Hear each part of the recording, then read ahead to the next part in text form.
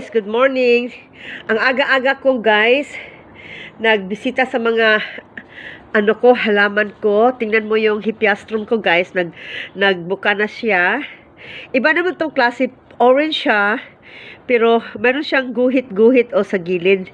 See, look at that. Iba naman klase tong the same variety pero ibang kulay sa yung flower niya. Pakita ko din yung iba. Bulaklak. Ibang style, look. See, orange din siya, pero iba. See, dito, masyadong maliit ang gitna niya.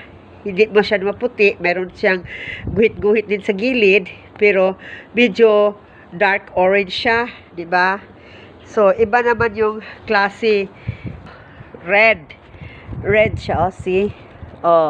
Pero malaking guhit niya, the same sa kanina, pero iba yung kulay. Ito red. See? Look at that. Ganda, di ba? Ito naman siya, iba ng klase. See? Pink. Pink. Yes. Pink siya, pink. Iba din yung klase. See, look. Ganda, di ba? Ibang klase yan yung seedlot. May petal siya na walang guhit. Ang sa ibabaw naman may guhit. So, ang laki-laki na. Yun. Hindi pa siya na masyadong nagbuka. At ito naman, iba din itong klase. See? Anong kulay niyan? Ang guhit niya, nasa loob. See, look. See? Mga yan, red.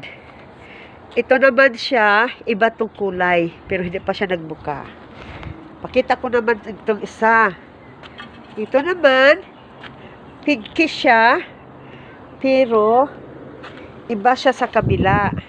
Iba yan. Iba din. Pink din siya, pero iba sa kabila. Ito. See? Marami siyang guhit. See, look. See? Marami siyang guhit, no? See, marami siyang guhit. See? See, look. Ang dami niya, no? Ang ganda, no? See, ang napakaganda. Ito naman, hindi siya nagbubulak. Maganda ito din. Ibang klaseng kulay. Red ata yan. Naman, wala siyang guhit. Purely red. See, look at that.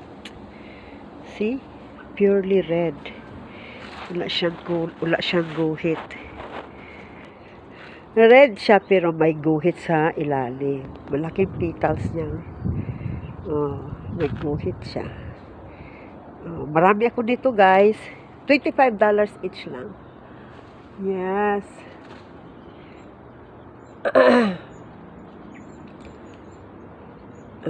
Saka napakasaya ko guys kasi dito may punong kahoy saka mayroon din siyang baby. Look at that. Mayroong baby ang bird.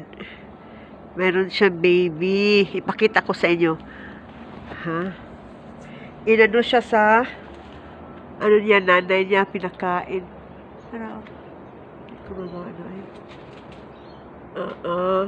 Pinakain siya.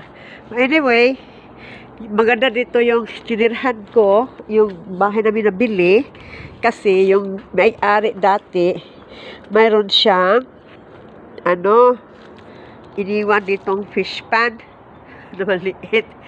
See, look at that. May fish pan kami, na maliit. Karpa yan, karpa. See? Saka may may bird pa dito. Ay, salamat Panginoon. Tapos na ako sa paglinis ko. Na putol ko na yung mga kahoy dito sa likod. At ready na ako maglagay ng mga tanim. Kunin ko na lang yung shed dyan na maliit para mailagyan ako. Yan ang nanay ng bird. Kasi may bibi dito sa puno. Naglaba ako ngayon. Ngayon, mayroon din akong malunggay. Itatanim ko pa tong malunggay ko. See? Dito sa Australia, mabuhay yung malunggay. Look at that. Hindi pa ko tapos naglinis ito sa backyard namin. Kailangan ko tapos pagandahin at i-arrange ko yung mga plants ko kasi kalilipat lang namin. Oo. At saka yung ano ko din, yung lemon ko, mayroon akong 2 puno ng lemon. See, nabumunga na. Napakaganda ng lemon. Markot ko yan. Minarkot ko lang yun. Oo. Okay guys, yun lang ang maipakita ko sa inyo.